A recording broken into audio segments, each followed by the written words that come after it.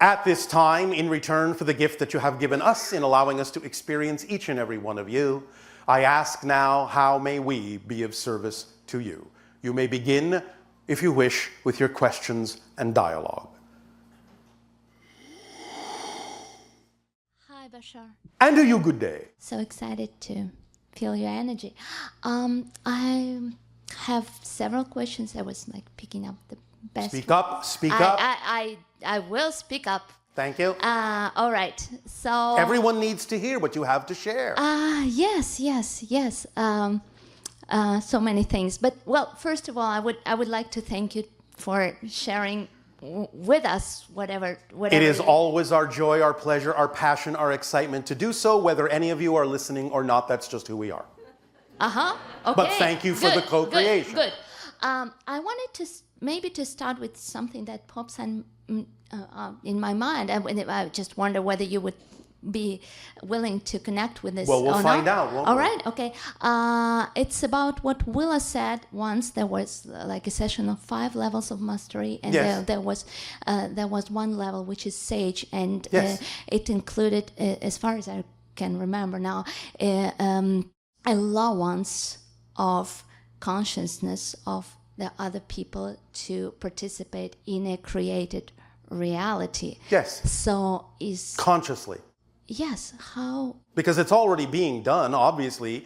You're all agreeing to participate in a reality that seems similar to other people's realities, but that's all being done from that level of agreement. It's just that the sage can do it consciously in a way that allows people to go into agreement in such a manner that they actually can see the reality around them change consciously, physically, because they are being invited into a frequency that allows them to perceive multiple parallel reality configurations. Now I get it. Okay. Yes. So it's up to the sage to extend the invitation. Right. To be able to tune up to that frequency, yes, which will be compatible. Yes, but the sage knows how to do that in such a way that it is highly likely that other people will engage in that invitation and perceive what the sage is vibrating at.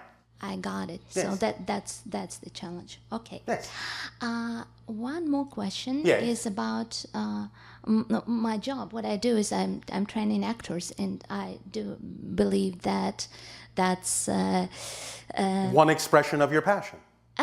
Yes, but more. There was some hesitation there. And no, not at all. All right. No, I will surprise you.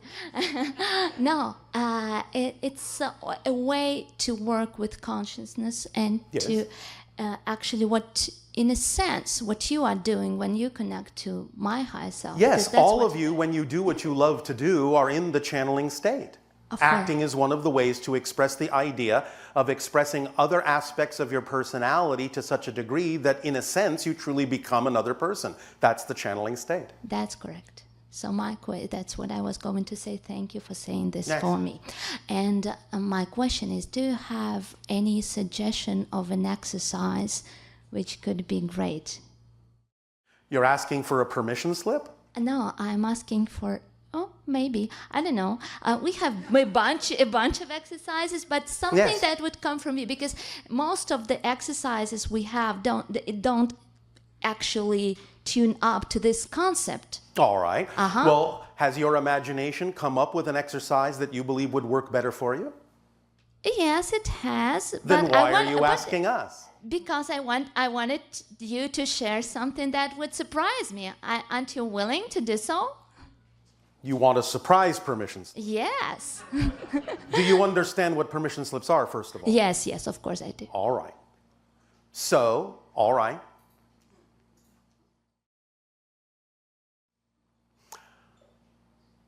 Arrange 7 mirrors, full length, around you in a circle.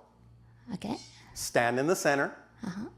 And for each of the mirrors and each of the reflections in each of the mirrors, know that you're not actually seeing a reflection.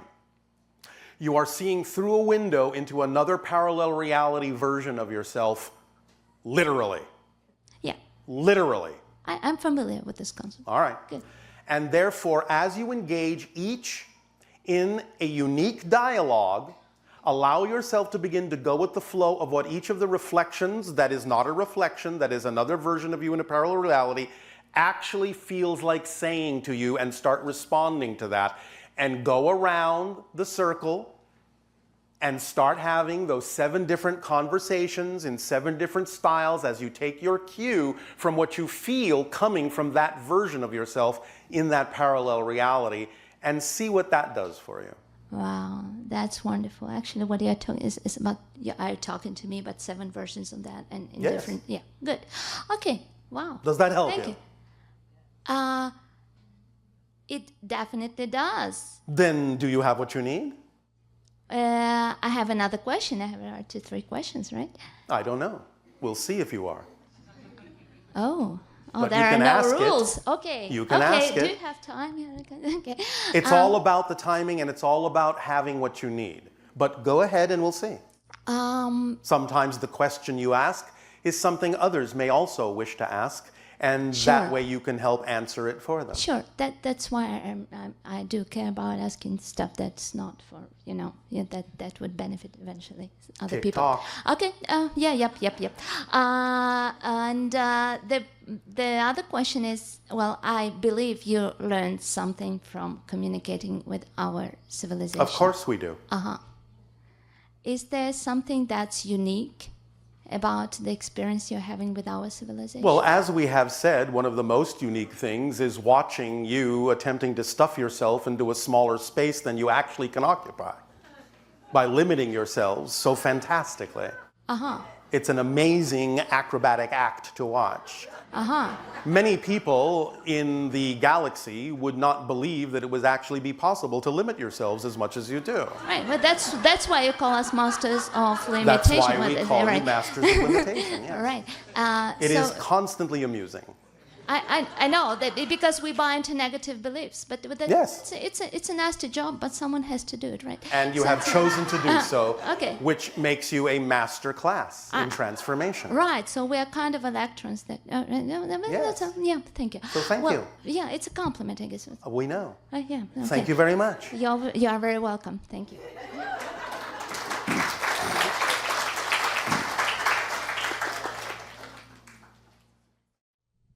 Good day, Bashar. And you good day. Bashar, I am following my passion. Yes. And I've become a teacher of lucid dreaming. Oh, all right. How exciting. It's very exciting. Yes. And I want to share a lucid dream with you Oh, all right. and get your feedback. All right. If you need it. So, in my dream, I am in a garage and something happens where I have that magical transformation and I realize that I'm dreaming. Yes. And I shout out to the dream space. I say, "Show me something important." Yes. And I begin to swirl around the garage, and I'm brought around to a bumper sticker on the wall, and it says, "Put your outer alien magnets on." All right. So what does it mean to put your outer alien magnets on? It means that you can amp up your ability to perceive the information and experience that is coming to you along energetic lines of connection you have made to extraterrestrial sources. So in that you have made those connections, you can amplify them to more consciously receive the information that you are getting by having made those connections. You can attract magnetically more information. I think standing here today is a way of putting my outer alien It's magnet. one way, yes. We are happy to be magnetized by you. So as the dream continued, I entered the house. Yes. And there was a kitchen, and my mother was on a bed in the kitchen, and Yes. she had 2 small children on her lap. And she says to me, "Oh, you haven't met Polar Bear yet." Yes. Polar Bear being the nickname of one of the children. Yes. Can you tell me anything about Polar Bear? Polarity. Ah, polarity. Yes, polarity. Understand that at this point, even though you understand you are dreaming, you are still experiencing what might be called a screen projection of other beings communicating with you in a style that your physical mind will understand you're still not seeing the raw experience Right. of those beings, but your physical mind needs to work with certain symbols that make sense to it so that the information you're being given will be downloaded correctly and interpreted correctly for your reality. So even though you can have some degree of lucidity in such experiences, in many cases you will still experience things that are somewhat symbolic. Nevertheless, you're being given an opportunity to know that there is a connection there for you of a being that exhibits the idea of polarity so that you can work with that concept a little bit more consciously. Okay, thank you. Yes? One other dream to share. Yes. In this dream, I'm looking into a garage again. This time I'm in the house, and it's like a window into the garage. And at first I think I see a child. Yes. At this point, I've realized when I see this sort of small person, I look more carefully and I see it's actually a woman Yes. who's maybe middle-aged, but she's only about 3 or 4 feet tall. Yes. And she identifies herself as a fairy. In a sense. And at this point, when she says that, I have the realization that I'm dreaming. Yes. And we start to converse. Yes. And she asked me, can I talk to him? As if she's talking to some other element of me. Yes. Do you know what she was referring to or asking when she said, can I talk to him? Yes, your higher mind. So she wanted me at that moment to connect with my higher mind? Yes. And channel it through. Talk to him through you. And what is she looking to learn from my higher mind? Oh, all sorts of things. So that she can understand you better, understand the theme you chose to explore, understand your physical mind from the higher mind's perspective, understand how it is that you have chosen to navigate the experience of physical reality, because reality for her is very different.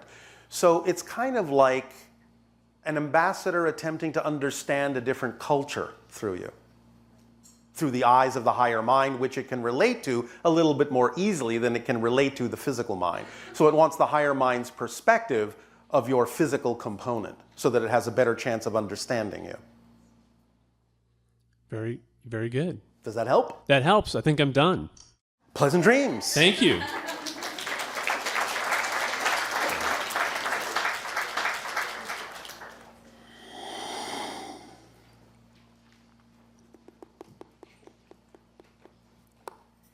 Hello, Bashar. And a you good day. My first question to you is, for first contact specialists here on Earth, is there a crystal or a group of crystals that they can work with that can prepare them and help them be the best first contact specialists that we can be when that time comes? Yes. Can you please tell me what those crystals are? Yes. I can. Will you please, what are those crystals? First and foremost, let's get this out of the way. P, repeat after me. P, E, E, R, R, M, M, I. I, You know where this is going? S-S-I-O-N.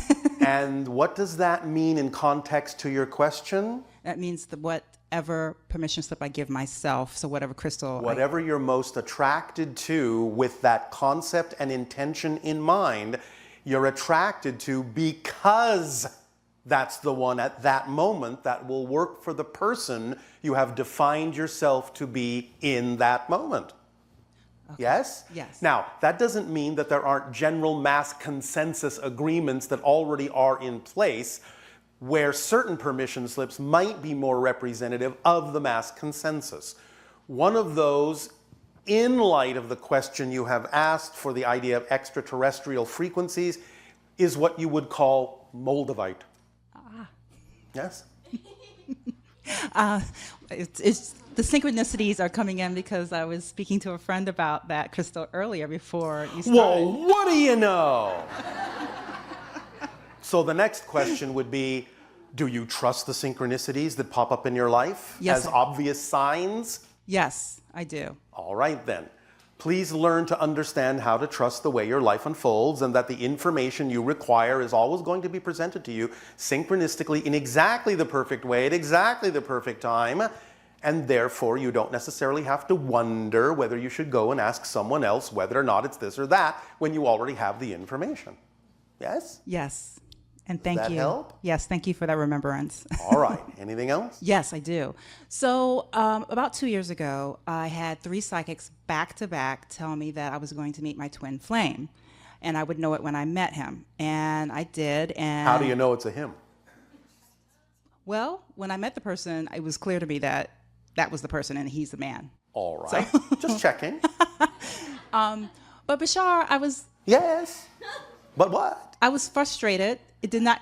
I You know. were frustrated? Well, because Yes. it did not go well, and there was resistance on. No.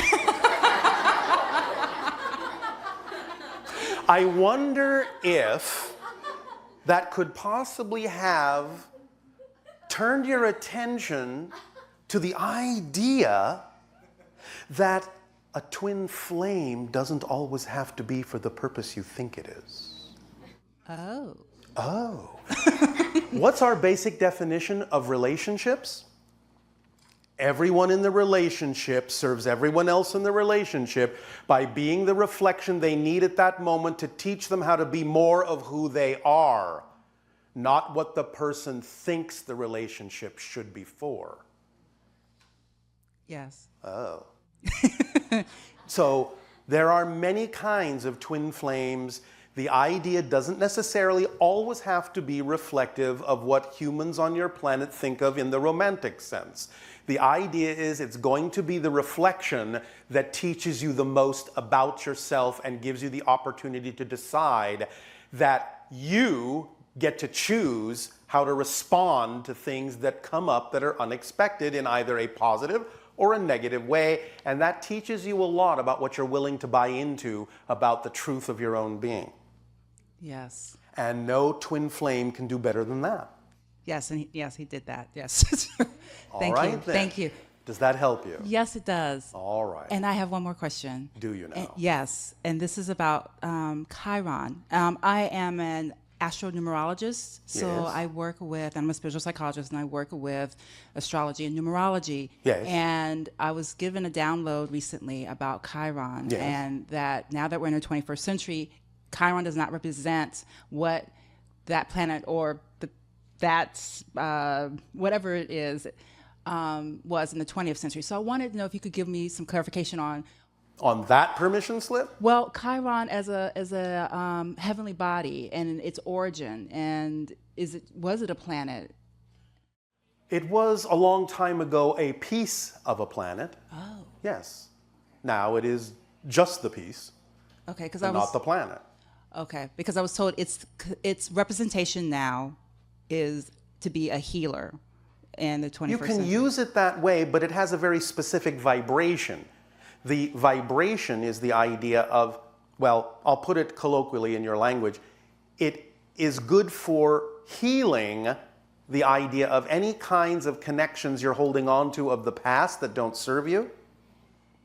Yes? Yes, yes. It has a specific frequency that is sort of bent in that direction, which signifies and sort of reflects the idea of holding on to the past of it being a planet when it is now not a planet and needs to be taken at face value for what it is.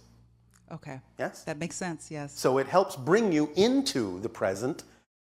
And another way to say that is, yes, it helps bring you into the 21st century, which is why its meaning has changed. Ah, okay. Does that help you? Yes, thank you for that clarification. You are welcome. All right. Now, by all means, go strike a match. Thank you, Bashar. And see what you can learn from that flame. Okay. The match and the flame within you.